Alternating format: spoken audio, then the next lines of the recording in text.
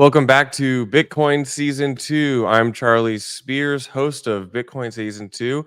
Make sure to check out other Blockspace Media content. Hit our website at blockspace.media. Subscribe to our newsletter and check out our other shows, The Gwart Show, The Mining Pod, The Bitcoin Stock Show. Bitcoin Season 2 is about new conversations on Bitcoin, new people, and new faces. And one of those new faces on Bitcoin is Lorenzo, the CEO and founder of Unisat. I'm going to bring him up here and we're just going to get started. Welcome, Lorenzo, to Bitcoin Season 2. Thank you. Nice to meet you, Charlie. This is Lorenzo from Unisat at Hong Kong. Well, yeah, welcome. And it's nighttime in Hong Kong and it's early morning here in the central United States. I'm glad we could finally sync times together. Yeah, it's difficult for both of us. Yeah, so you, I mean, the past year and a half, I think for both of us has been absolutely crazy. I feel like I barely get a chance to sit down and collect my thoughts because there's always something going on in Bitcoin and the ordinals ecosystem.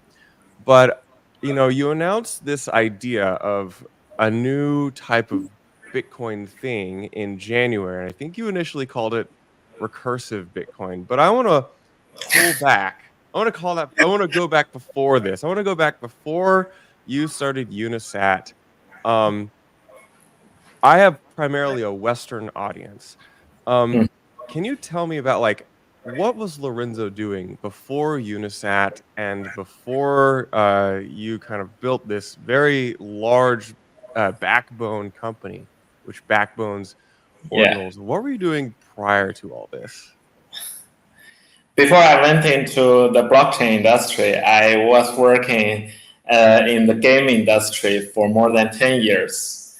So by doing that, by doing gaming and the game coding as a game programmer, I was always thinking that is there a way to actually have a huge virtual universe that allows billions of people to be simultaneously in the same universe, in the same space. And then I found the infrastructure of a video game called Eve, which is actually the very similar thing with the Bitcoin implementation. So I found the peer-to-peer method. Then I started exploring the blockchain and looking for a way to use blockchain as an infra for such a huge universe. So, and then I have been working on Bitcoin for more than 5 years. And yeah, that's the reason and short history of the recursive Bitcoin.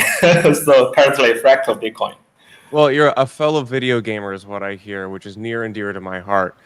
So Unisat you guys really hit your stride in, I think, spring of 2023, particularly during the BRC20 craze. And I looked at some stats recently, and I think I saw that you had 1 million users of Unisat as of this past spring. That's wild. Has that number about accurate? Has it changed since then? Actually, we know that many people in this space have multiple accounts, so that's kind of a little bit more than the actual numbers. So I'm going to be honest on this. So we have actually around 100,000 to 200,000 active users at current stage. So yeah, that's the real number. But that's still very significant. I think a lot of people like me try to actually evaluate what is the real user base in ordinals. So I think that's a very real, that's a number that I can wrap my head around. So Unisat's I would say one of, if not the winner of the ordinals trend. In January, you launched a kind of cryptic blog post about recursive Bitcoin. Yes. And I remember I just listened to your ordinal show where you said you'd been working on trying to use Lightning Network or state channels to scale Bitcoin, and that wasn't working for you. So it sounds like you are launching an entirely new sidechain. Can you talk to me about why you are building Fractal Bitcoin? Sure. The most frequently asked questions are, Is Fractal a fork of Bitcoin? Is it a sidechain of Bitcoin? Well, the answer is actually yes and no, because physically it is, but logically it is not, because I want to actually want to focus on extending Bitcoin using its own mechanism. So the idea is to extend, not fork. Actually, you can fork, and without actually merging any future changes from Bitcoin. But then you are going to actually build your own brand, having a new chain and having your own ecosystem with your own users. But that's not the thing we want to build. We want to build around Bitcoin. We don't want to have our own user. We want them to be Bitcoin users, and we build applications for them in case the application cannot be done on the mainnet. So that's the whole idea. So yes and no, and that's the intention. So I want to dive into just kind of the base mechanics of how Fractal works. It's merge mine. So if I have a Bitcoin mining rig, SHA-256, I can mine a Bitcoin block and a Fractal block, but it's not a one-to-one ratio. Mhm. You have a mechanism that you call cadence mining. Can you Yeah. explain cadence mining? And I might ask some follow-up questions about this. Sure. It's actually about mining the blocks with some kind of rhythms so that you have one merge mining block and you have two free mining blocks. And then in the long term, that the merge mining miners, they help to guard the network from a safety perspective. And the free mining are still permissionless for you to join at any time to mine Fractal exclusively. So that's the idea, to make the trade-off between the security and the permissionless joining. So, and you say for this particular implementation of Fractal, it is a one Bitcoin block to, you say, two Fractal Bitcoin blocks. Oh, the all blocks are Fractal blocks, and 1/3 of them are mined with the Bitcoin mining. So when people are mining Bitcoins, they still get their Bitcoins exactly the same amount of what they are going to mine, and they get free fractals by doing that. That's called merge mining. And they can switch from Bitcoin mainnet to exclusively mine Fractal. So in this way, you can mine much more Fractals than the merge mining. So you always have the options to actually still mine Bitcoin and get free extra rewards Fractal. And you can exclusively mine Fractal and you get all Fractals with the risk that you don't have Bitcoin anymore. So So yeah. from like a mining operator standpoint, or perhaps from a pool standpoint, Mhm. this could require some active management and switching between mining Bitcoin versus mining Fractal, while you can still mine Bitcoin and occasionally get Fractal Sure. rewards. Actually, for the poor operators, it could be a portfolio choice so that you can make a decision that to set up two portions of your pool so that your users, the miners, the majority of miners, they can join the merge mining part or they can join the free mining part. It's their decision. So you can tweak between these two, so that some of your users are choosing the option one, some of them are choosing option two, and you can tweak between them. And so you mentioned miners, and I feel that that is a major component of this. I'm a Bitcoin miner myself. Mhm. Um, you know, in order to launch a merge mine or any kind of sidechain, you need to have a substantial amount of hash rate committed towards this at the outset. Maybe you're not ready to talk about that in detail, but I'm curious. Like, I've heard you say that you expect a substantial amount of hash rate to join at the outset. Um, have you been able to get miners on board? Have you talked to any specific pools? Can you talk to me how that is going? I think miners are very good mathematical mathematician. I think so. They calculate their profits even 1% more they can have about how to have running their rigs and I think they will enable a few portion of their hash rate to actually take a try and see what they can get. And if they find, oh, mining Fractal is actually currently especially good at this time point, I think they will think about it and try to switch more of their hash rate onto this. I don't expect that too many miners to actually mine Fractal initially, because I think the whole network it's going to, there should be a warm up phase so that developers, miners, and the whole node operators, they need time to actually get familiar with the documentation and the node implementation and the source code itself.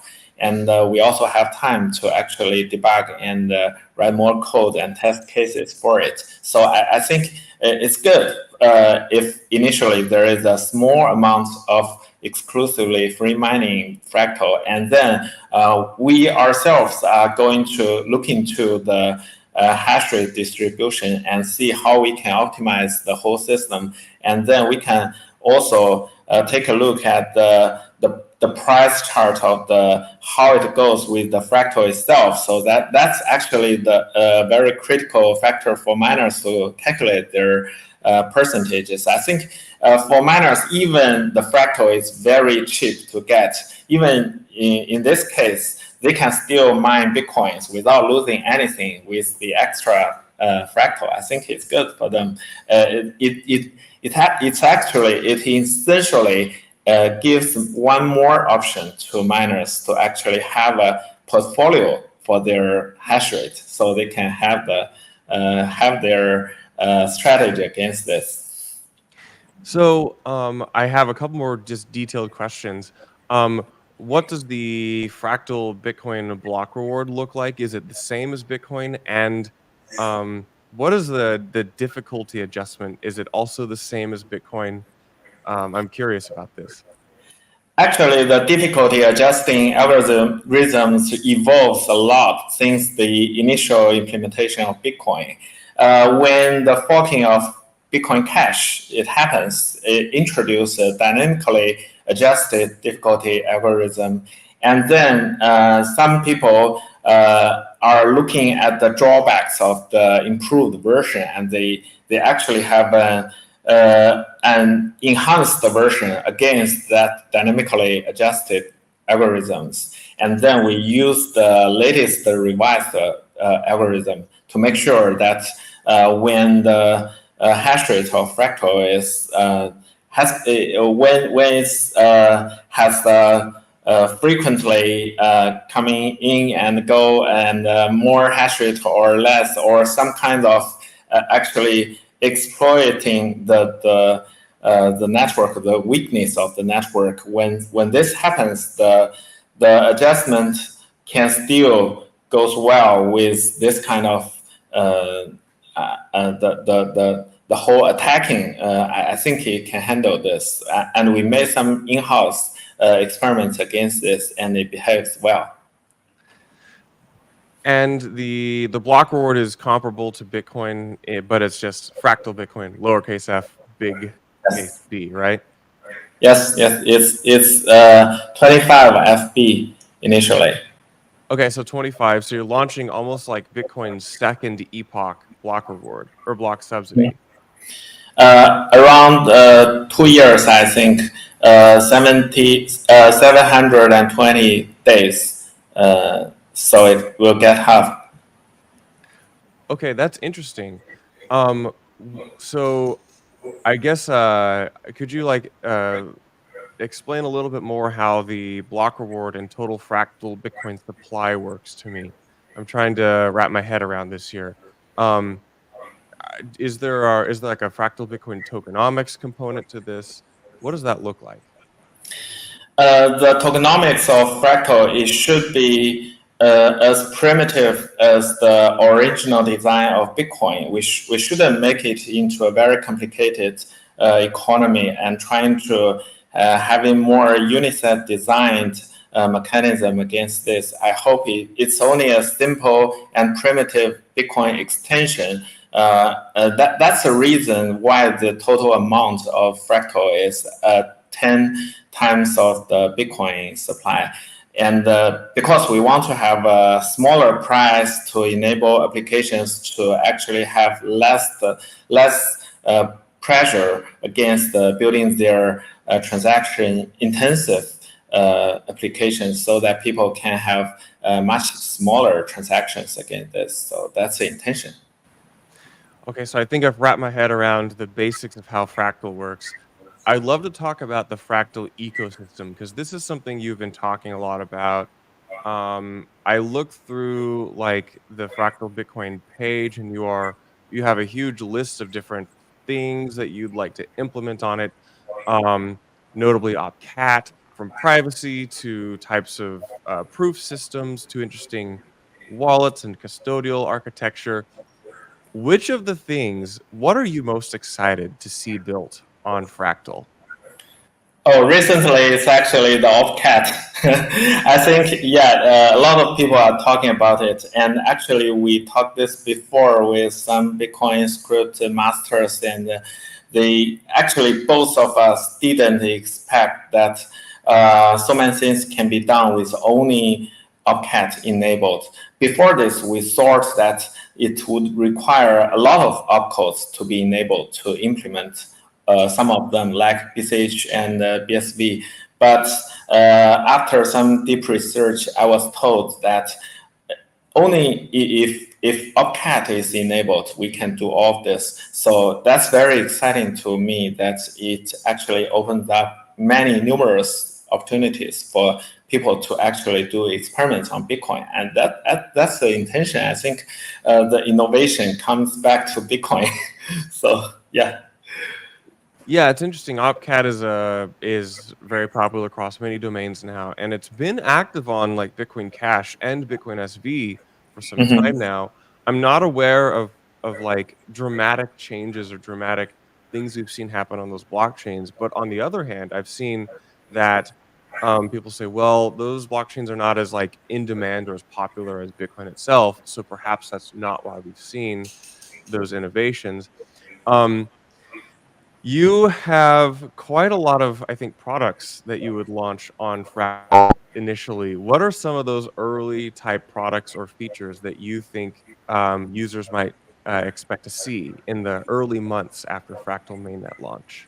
Oh, I actually thought about this a lot of times before the launch, and it's going to be a long answer to this. And I think initially, I actually we the team are focusing on the physical infrastructure of the network, including the node implementation and the Explorer, the wallet implementation. And I think these are very fundamental and should be done right. And it enables the applications to do the right interaction with wallet, with Explorer, and the user gets all of the asset protocols running and have an explorer so they can check out their BRC20 balance and the Rune balance and a few more protocols balanced in the same explorer. I think that's important. And we want to actually have the identical infra for both Bitcoin mainnet and the Fractal mainnet, so that you can have a unified explorer to actually have one address and many assets distributed among the mainnet and many different Fractal instances. So that's the intention. So that's why the fundamental the infra is not easy to build. But actually we did this a few months ago. So after that, after these fundamental infra getting stable, we turn our eyes onto some echo projects like the bridging solutions, and we talked with different teams to see how we can have the balance, the trade-off between the security, the decentralization, the permissionless to interact with, and a lot of factors are being considered.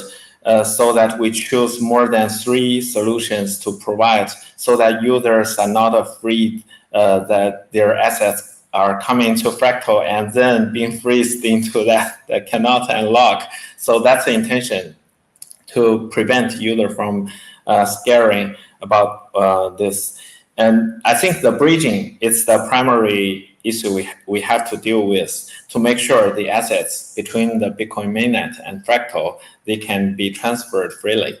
And after this, I think the trading platform there should be trading platform to enable liquidity for users, not only the AMM, but also the DEX. I think a new kind of DEX would be very helpful on Bitcoin, because no one did this before, a completely decentralized exchange on Bitcoin implementation. So I think it's important with the OpCat.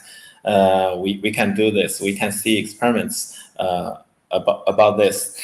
The AMM, the DEX, the trading platforms, these trading platforms, I hope it could be more smooth and quicker to be confirmed than the Bitcoin mainnet. You can do this on mainnet, but actually the user experience would be much better on Fractal, because the block confirmation, which is 30 seconds, 20 times of the mainnet, so it would be much more quicker to be confirmed. So I think it would bring a good user experience. So that's the reason, and that's the most intuitive thing to feel about what Fractal can bring. So I think this should be done after the bridging, and then I hope we can encourage some innovative way to actually having some applications which are depressed on mainnet because of the smaller block space, so that a lot of applications which requires tens of transactions, a large volume of transactions. This kind of apps, like the voting, the governance, and the large scale of AMT trading, especially in games, there are a lot of game items to be traded around, which has a very small fraction of value. This can happen on Fractal, because on Fractal, the transactions, the cost should be much lower than the mainnet. I'm not talking about 1 or 2%. I'm talking about 0.01% of the mainnet. So I hope this kind of applications can be done on Fractal, so that mainnet have mainnet advantage and Fractal has its own advantage, so they can help each other to become a whole system. That's the intention. And more and more applications after that. Yeah. You touched on several topics. One, which is the bridging mechanism, which I understand to be it's a MPC bridge, which is kind of like what we're limited to use with Bitcoin, just a multi-party computation, bridge Bitcoin and other assets in and out. But you mentioned figuring out bridging non-Bitcoin assets, and I do think that's a very interesting topic, particularly BRC20s. What does Yes. bridging BRC20s look like to Fractal and Bitcoin?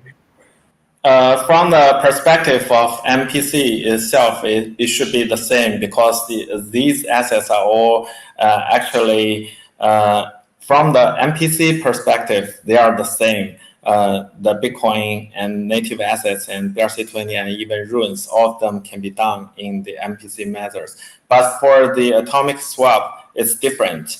To swap Bitcoin and Fractal, it's much simpler, because both of them are native assets on their own instances. But for BRC20, it's a little bit more difficult, because to actually transfer BRC20, you have to mint a transfer object first. So that's actually some kind of difference between the native assets. So it's getting complicated to actually do multiple protocols parallelly with Bitcoin and Fractal, and to support both of them and to bridge them, especially in different methods.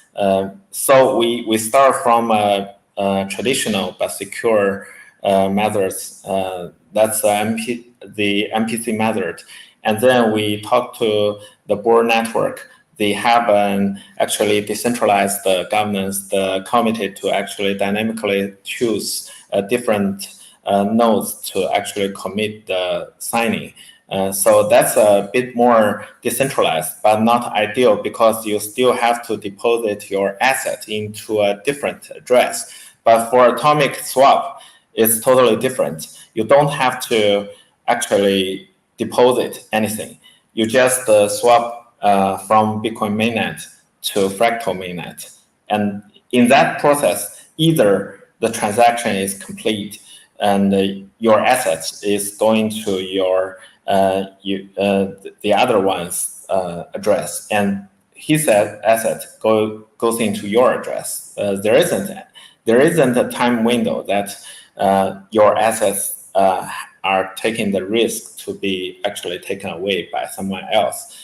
So I think this one is much more preferred if we can implement it correctly with both the native assets, Bitcoins, Fractals, but also the high-level protocols like Runes and BRC20. I hope we can achieve this from the mainnet launch, but let's do it step by step. So we initially we have the mainnet, and then we have BRC20 activated, and then after some blocks we have the swap and we have the DEX one by one, so that our developers get time to actually debug it. And hopefully to sleep too. I feel like nobody's done much sleeping in the past couple of years. Yes.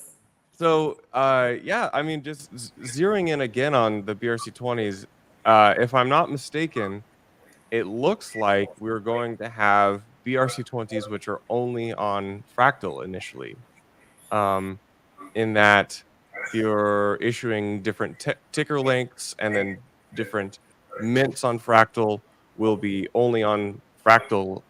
Mm-hmm. That seems like a BRC20 fork to me. Um, in that case, how do those BRC20 assets go back to the Bitcoin main chain, if Mm-hmm. ever? That's a very good question. For the BRC20 system, we have actually the classic BRC20 on Bitcoin mainnet. So it's 4-byte and 5-byte tickers.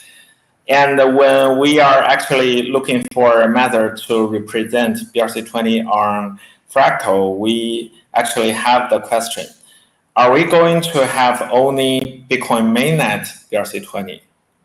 Or we enable new assets on Fractal? And I think it should be very good for users, community members to know that they get the chances to actually mint Fractal native BRC20. I think it's good for them because some projects are heavily depending on this, so they can build their own project around the BRC20 native BRC20 on Fractal. But to avoid conflict, so we actually disable these 4 bytes and 5 bytes. So it comes to a question that is this different BRC20? So that it's actually upgraded BRC20 or a variation of BRC20.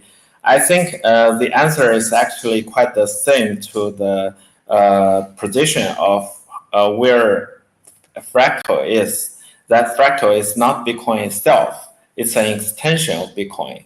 And the same approach applies that BRC20 on Fractal is actually not exactly the same BRC20 on Bitcoin mainnet, but it's a valid extension to it. So in the future, when we are closely connected to Domo, and we have a lot of actually weekly meetings around how BRC20 should evolve. And Unisat would talk with Domo to actually have a future for how we can evolve these assets and how it goes back to mainnet. And I think it's still we have to look into this and carefully and see. First, initially, we had to look at how Fractal goes and how the assets on Fractal, how they are used. Because on mainnet, both ERC20 and runes, they're not currently a hot area to go. So on Fractal, I think it's a new opportunity to actually carefully look into this and see how the rules should go with the mainnet ones. So yeah, I think it should be an extension to the mainnet one, just like the Fractal as an extension to Bitcoin. Got you. I've been wondering these questions, so thank you so much for sharing that with me. Does it make sense? It does make sense now. Yes, thank you. So you guys have had the testnet going for a while, and it seems like it's absolutely crazy. You're seeing tons of activity on testnet. I'm looking at the Testnet Explorer, and it's just wild. I see transactions flying through. Um, you've had to reset it a couple times too, because just to like keep things together. Can you talk to me about running the testnet experience and perhaps maybe what you've learned from the testnet so far? Yeah, we learned a lot from the hard way of actually having crashing the mempool, the Explorer many times because of the memory occupation. And when I was looking at the block generation of the mempool, the Fractal Explorer, I saw that a lot of blocks are actually full of transactions, and it takes a lot of memories to actually process them. So there are a lot of activities ongoing on the testnet, and some of them transactions are much more complicated than what I expected to see, because I think on Fractal, people are actually not that serious, just like on Bitcoin. So it's still the testnet of Fractal, so people are getting doing wild experimentations against this. So I think they are all welcome to take a lot of experiments to this. I think it will give us a lot of lessons. And the Fractal itself, when the mainnet is launched, I think experiments on Fractal, especially the ones against the Opcat, they will provide a lot of experience for Bitcoin mainnet developers so that they know, enable this will actually lead to A, B, C, which is the advantages, and the C, D, this is not good. So they learn from it and to actually implement a better implementation for the new features of Bitcoin. I think it's enhanced the testnet for Bitcoin.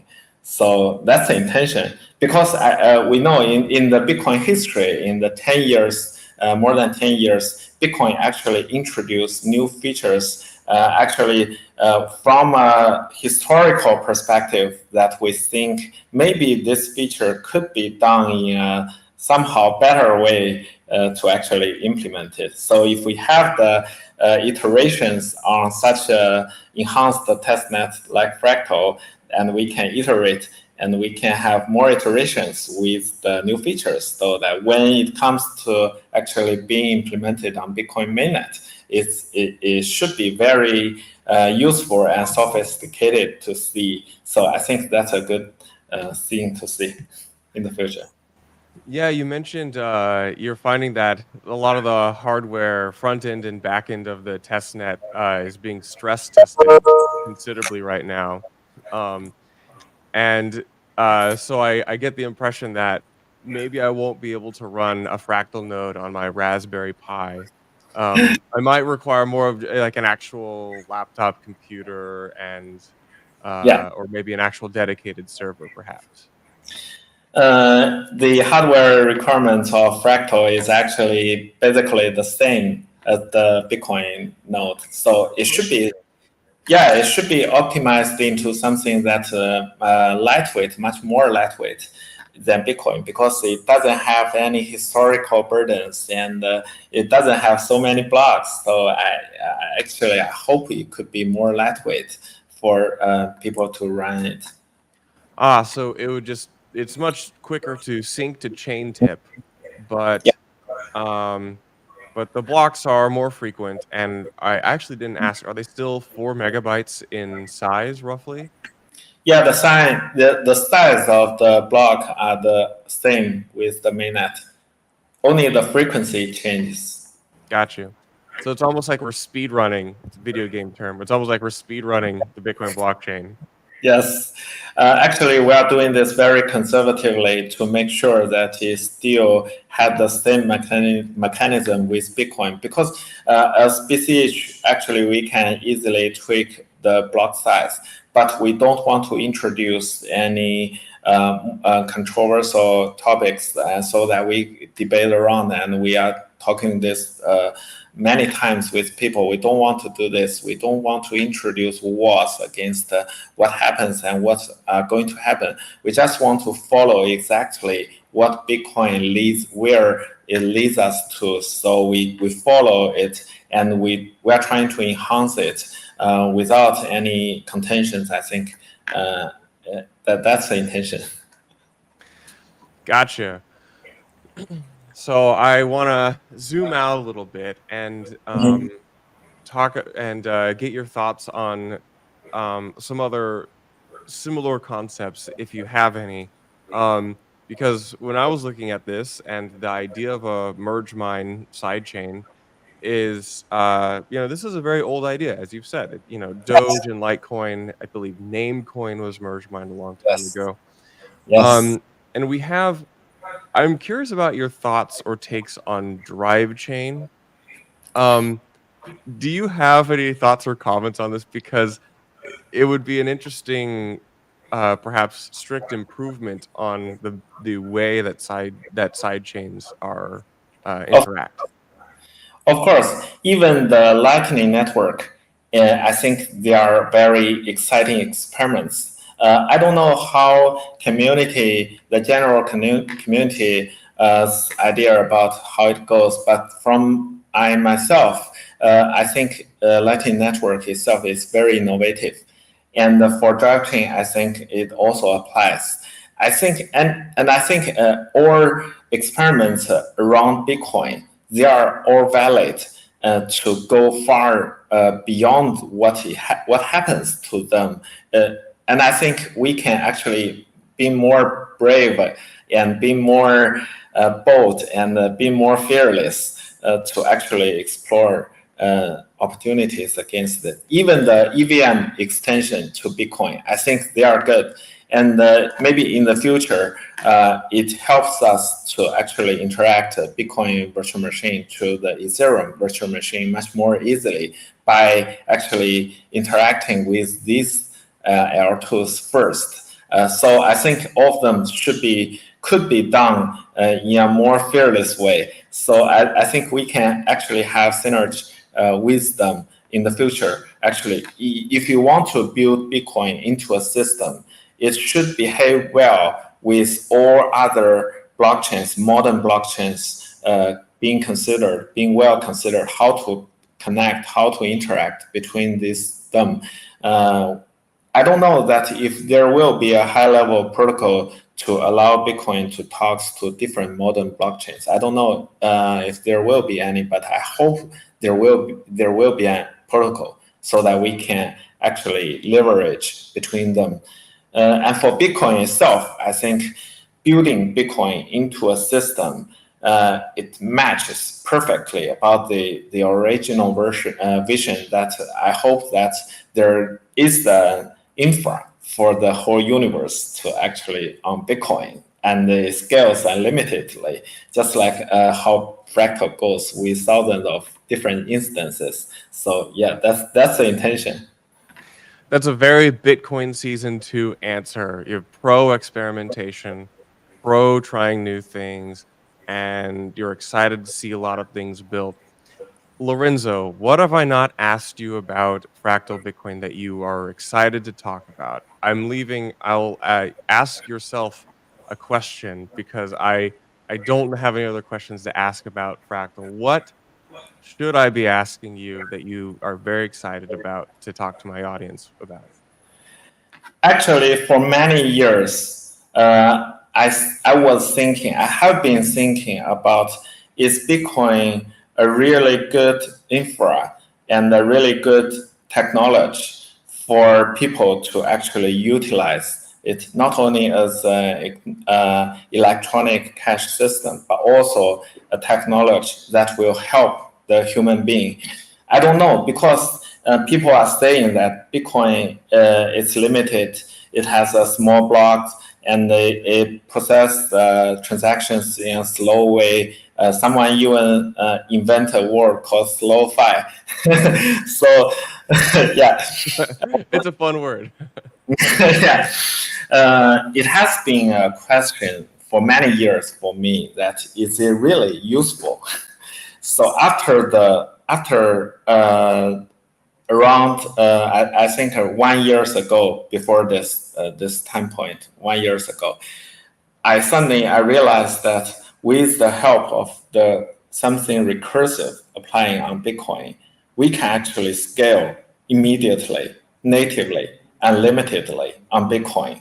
This is a very serious, actually, it's lightning in my head happening. And I was suddenly stunned, and I think the universe is forming. And for actually, there are many technical details around this, including the nostr implementation. If you know that, the Yeah, nostr. I am. Yeah. Are you saying that there's a nostr component to Fractal? Actually, I think nostr is much more important than Lightning Network, because I think it's a very fundamental infra, the component for the universe I want to build, not only blockchain, but with nostr's help. But yeah, that's another piece of the puzzle. So to actually build such a universe, you are going to actually utilize Bitcoin in a recursive way, and having nostr to actually messaging things around without actually writing to finalize into blocks. And you have many options that you finalize important state into blocks, and you have all transient messages like chatting windows or some interactions using nostr to actually doing it in a peer-to-peer way. So that these are all the pieces of the whole puzzle. And I'm excited to see that Bitcoin, it becomes the fundamental infra of all of this again, that there isn't any actually questions anymore after that. Because I think Bitcoin itself, even before Fractal, with ordinals, with BRC20, we know that Bitcoin can be fun, but we don't know that if it can be useful. And after Fractal, I think it could become useful as a whole system. Yeah. That's really interesting. Um, because you brought it up, because you brought Nostr up, I'm really interested in why, in to hear your thoughts on Nostr more. Mhm. Are you using it? Have you been looking at how you or Unisat could build things with Nostr? Um, that's a very interesting perspective. I don't hear that from a lot of I would say people building in ordinals. Yes, for Nostra, it's a very strange idea that I don't know if someone has been talking about this, that Nostra itself is not a blockchain, but it's peer-to-peer. It's very strange, but I think the point it brings are valid. That you can do things in this way, which I didn't expect before. That for Nostrs, the relay itself, it doesn't relay messages actually, and for the client, it actually behaves more than a client. So it's all the system itself is quite strange. It's a little bit weird to understand, but actually it could be optimized into something that's very efficient to actually deliver messages in a peer-to-peer way, much more efficient than any blockchain. Because it's not a blockchain, it doesn't have to finalize. there isn't the people to write into blocks, so it doesn't limit it by the blockchain, the limitation. So it goes far beyond that. And I think the idea is from Lightning Network, the LN itself is not a blockchain; it's a network. The word reflects that, and it could be it could scale unlimitedly. I mean, the real unlimitedly, not the blockchain way, because on blockchain we are talking about the TPS. But for nostr, there isn't any TPS limitation. You don't have to worry about this word. If you build the infra in a correct way, it actually deliver every message on this in this word. So yeah. This is really interesting. I did not expect to have this type of conversation because, um, Nostr and Lightning are both like hardcore Bitcoin things. But I've always thought, and it appears that you also share this view, that they're very important tools Mhm. to create this, as you say, universe of Bitcoin and your fractal Bitcoin. So this is very fascinating, Lorenzo. I have really enjoyed our conversation. I thank you so much for taking time out of your evening for me, and I look forward to seeing you in Hong Kong someday, perhaps at the next Bitcoin Asia. Sure, you're welcome. And maybe sometime when are prepared to actually go to different countries, hope we can actually meet somewhere else. I would love to see you. So thank you so much for joining, and I'll talk to you online.